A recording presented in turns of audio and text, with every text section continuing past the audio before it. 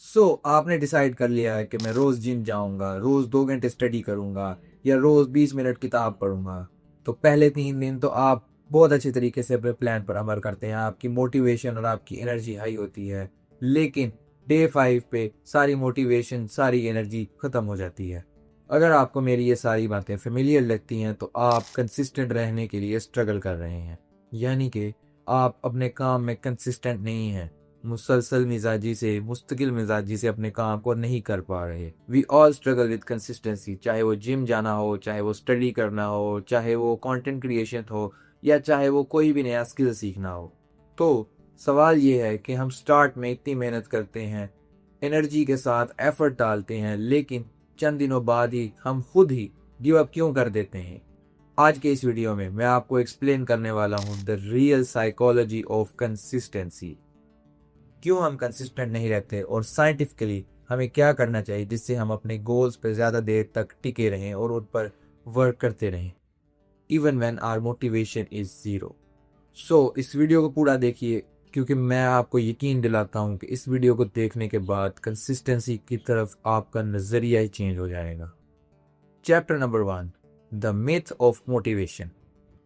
सबसे पहला रीज़न, हम सब मोटिवेशन पर डिपेंड करते हैं। देखो, मोटिवेशन एक इमोशन है और इमोशन कभी भी परमानेंट नहीं होते। इमोशंस कभी हाई कभी लो होते रहते हैं।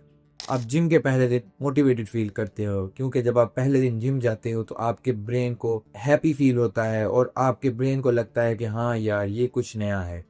लेकिन जब लोगों को वो हैप्पी मोमेंट फील होना ख़त्म हो जाता है, तो तब वो मोमेंट आता है जहाँ पर 90% से ज़्यादा लोग उस चीज़ को ड्रॉप कर देते हैं, यानी वो जिम जाना छोड़ देते हैं। देखो, motivations get you started but systems keep you going. अगर आप किसी भी काम के लिए मोटिवेशन का वेट करते हो तो आप उस काम को कंसिस्टेंटली नहीं कर सकते। सोचो, अगर एक क्रिकेटर सिर्फ उस दिन प्रैक्टिस करता है जब उसका मूड होता है, तो क्या वो कभी प्रोफेशनल क्रिकेटर बन पाएगा? नहीं ना। तो ये कंसिस्टेंसी भी उसी तरह है। Chapter number 2, the science of habits. अब समझते हैं कि कंसिस्टेंसी एक्चुअली बिल्ड कैसे होती है। एक बात मैं आपको यहाँ पे बताना चाहता हूँ कि जो हमारा ब्रेन है वो पैटर्न्स को बहुत लाइक करता है। जितनी बार आप एक एक्शन को रिपीट करते हो, आपका ब्रेन उसके अराउंड न्यूरल पाथवेज को और स्ट्रॉन्ग करता रहता है। इसी चीज को हम हैबिट लूप कहते हैं। हर हैबिट के 3 पार्ट्स होते हैं। क्यू, जो कि एक ट्रिगर कहलाता है, जो कि आपको वो काम करने पर मजबूर करता है। दूसरा है रूटीन या फिर रिस्पॉन्स, जो कि आपका वो एक्चुअल बिहेवियर होता है। और नंबर 3 होता है रिवॉर्ड, यानी कि वो डोपामिन, यानी या फिर वो रिवॉर्ड जो आपके ब्रेन को मिलता है वो एक्शन परफॉर्म करने के बाद। एक एग्जांपल लेते हैं, सुबह उठकर आपका फ़ोन चेक करना। इसमें क्यू हो गया आपका बेड से उठना, इसमें आपका रिस्पॉन्स हो गया अपना फ़ोन चेक करना, और आपका रिवॉर्ड हो गया वो नोटिफिकेशंस या फिर वो डोपामिन। यहाँ पे जो ट्रिक है वो है, don't try to fight against your brain, try to reprogram it. एक और साइकोलॉजिकल प्रिंसिपल है यहाँ पर जिसे हम कहते हैं आइडेंटिटी बेस्ड हैबिट्स। यानी कि आप ये ना कहो कि यार मैं पढ़ना चाहता हूँ, आप ये कहो कि मैं ऐसा बंदा हूँ जो रोज़ पढ़ता हूँ।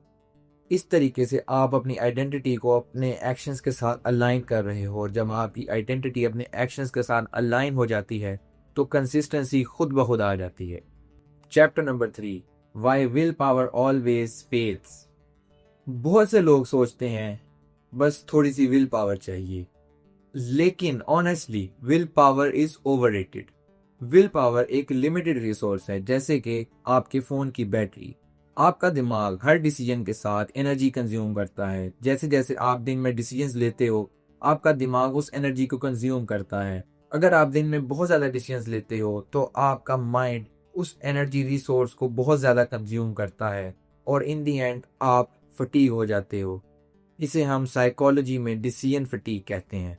The more decisions you make in a day, the weaker your self control becomes. तो अगर आप हर दिन ये डिसाइड करते हो कि मैं वर्कआउट के लिए जाऊं या मैं स्टडी करूं, तो आप सिर्फ अपने माइंड की विल पावर, उस रिसोर्स को ज़ाया कर रहे हो। यहाँ पर इसके 3 सॉल्यूशंस हो सकते हैं। अपने काम को करने के लिए एक फिक्स प्लेस और एक फिक्स टाइम डिसाइड करो। अपने इन्वायरमेंट को उस काम के लिए रेडी रखो। अगर आपने स्टडी करनी है तो अपने टेबल को क्लीन रखो। अगर आपने जिम जाना है तो अपने क्लोथ्स रेडी रखो। और जो नंबर 3 है वो सबसे इम्पोर्टेंट है, वो है reduce friction between you and your action. Consistency doesn't depend on motivation, it depends on friction. Less friction is equal to more consistency. Chapter number 4, The Habit Loop Hack. आप सबने ये चीज नोटिस की होगी कि हमारे पास कुछ ऐसी हैबिट्स होती हैं जिसे हम बगैर सोचे समझे नेचुरली करते हैं। तो क्यों ना इस सिस्टम को कॉन्शियसली यूज किया जाए। मैं यहाँ पर आपको एक 4 स्टेप फ्रेमवर्क देता हूँ जो आपको बहुत हेल्प करेगा, जिसे कहते हैं द 2 मिनट रूल।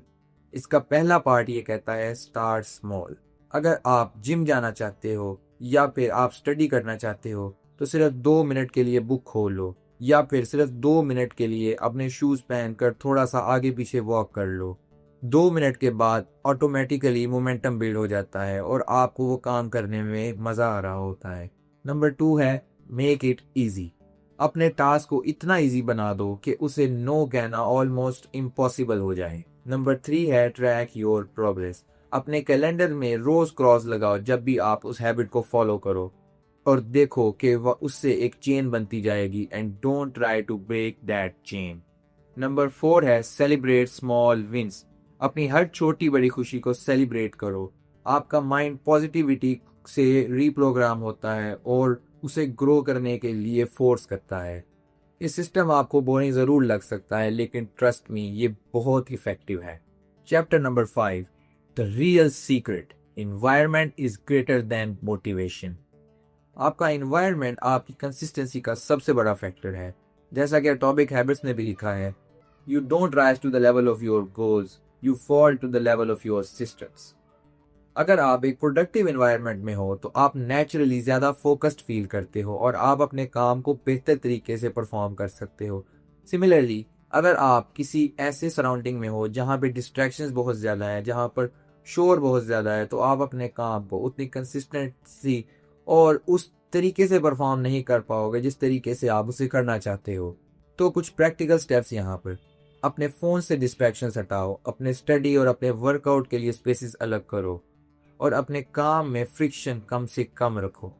और surround yourself with the people who are consistent. अपने लोगों को उन लोगों के साथ सराउंड करवाओ जो कि अपने काम में कंसिस्टेंट है। वो काम बेशक आपकी डोमेन से डिफरेंट भी हो सकता है लेकिन वो माइंडसेट आपको जरूर हेल्प करेगा।